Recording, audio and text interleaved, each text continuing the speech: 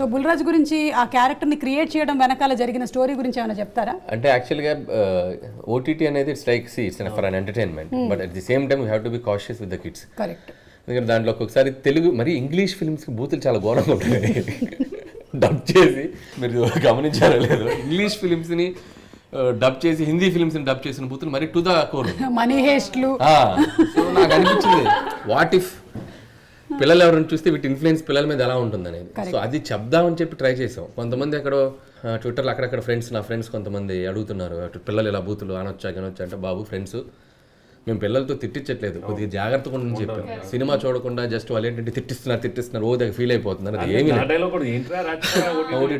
So మనం we're telling good ఒక చిన్న మ్యాటర్ చెప్తున్నాం, ఇలా అవుతారు పిల్లలు అలా చేస్తే అని. ఇప్పుడు స్మోకింగ్ యాడ్ చెప్తున్నాం, మనం సిగరెట్ తాగి చూపిస్తేనే కదా స్మోకింగ్ యాడ్ చేయొద్దు అని చెప్పేది. సో లైక్ దట్ మనం పిల్లోడి చేత 4 ఇలా అనిపించడం వల్ల అమ్మో ఓటీటీలు కొద్దిగా పిల్లల్ని దూరంగా పెట్టాలా, బుల్రాజు గారు అయితే తయారవుతారు అని చెప్పి మనం చెప్పడానికి ఒక చిన్న చేసాం. కానీ థియేటర్లో అంటే వాడు చెప్పినా కూడా క్యూట్గా ఉంది, అది ఎక్కడ ఎబ్బెట్టుగా లేదు.